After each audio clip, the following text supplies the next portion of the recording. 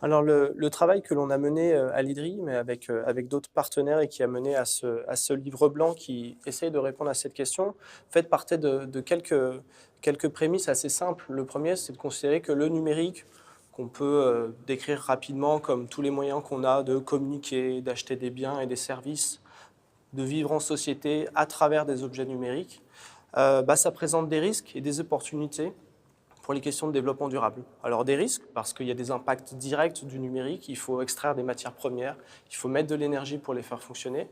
Et puis des risques indirects, parce que parfois le numérique, l'accès à beaucoup plus de choses, d'informations, de liens, peut démultiplier notre consommation avec des impacts écologiques. Donc ça, c'est la première hypothèse. Et puis, en fait, c'est simplement de considérer que si le numérique est aussi important, c'est parce qu'il transforme assez fondamentalement notre société. Et que nous, on essaie de réfléchir à une société plus durable, à 2030, à 2040, à 2050. On ne peut simplement pas faire l'impasse sur comment le numérique va changer cette société et comment elle va interagir, et on espère converger, avec nos enjeux de transition écologique. Donc c'est vraiment ça le point de départ. Et puis il y en a un deuxième qui est de se dire que finalement, il y a des communautés qui ne se parlent pas suffisamment, communauté écologique qui essaie de réfléchir à la façon dont on peut réduire nos impacts environnementaux, notre consommation de ressources, et qui est globalement assez méfiante à l'égard des techniques, parce que le monde industriel a produit tout un tas d'outils très utiles, mais qui ont des impacts sur la sphère naturelle extrêmement importants. Et de l'autre, une communauté numérique avec sa propre culture qui s'est fondée progressivement et qui souvent se perçoit de manière assez immatérielle, alors même qu'elle a des impacts matériels. Donc, ces deux communautés qui doivent se parler davantage. Et donc, derrière l'idée de convergence des transitions, c'est à la fois des communautés qui partagent de plus en plus des visions communes et puis qui avancent sur la façon dont on peut les mettre ensemble.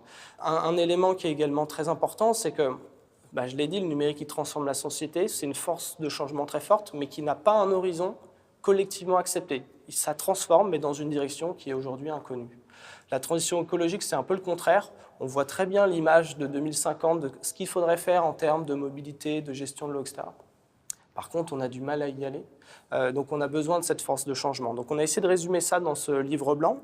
Le consortium d'acteurs résume un peu d'ailleurs ce mélange de communautés, puisque côté écologie, on a l'IDRI, on a le réseau greenIT.fr, et puis côté numérique, et bien sûr le WWF France, et côté numérique, on a le Conseil national du numérique et la Fondation Internet Nouvelle Génération, qui sont des acteurs pionniers dans ce champ.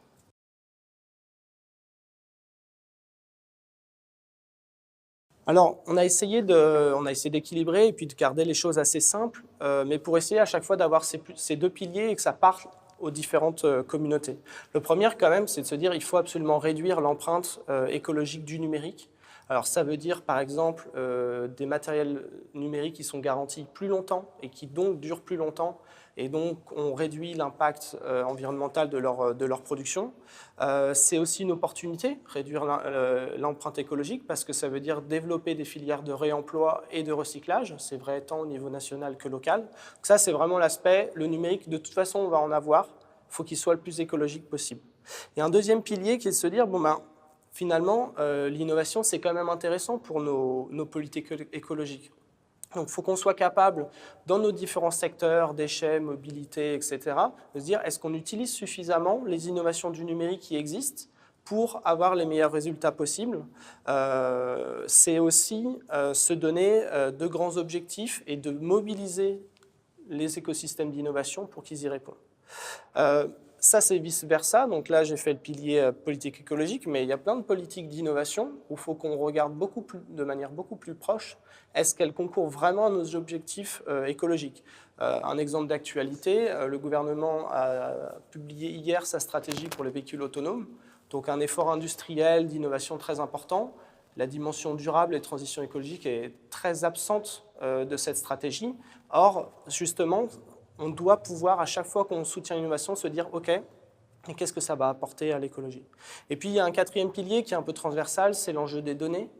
Les données, elles sont importantes, à la fois pour savoir où on va, comprendre quels sont les impacts du numérique, mais les données, elles sont aussi importantes pour mieux rendre des services publics, et notamment au niveau local, qui soit écologique et qui soit durable.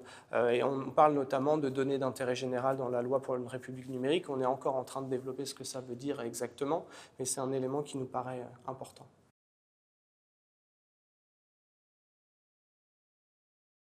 Alors, le discours que l'on tient là, il est valable tant au niveau national que local, mais ce qui nous paraît vraiment important au niveau des collectivités territoriales, c'est que, d'une part, analyser concrètement les risques, les opportunités, c'est les territoires qui sont le mieux placés pour le faire, souvent, parce que ça questionne leurs services publics locaux.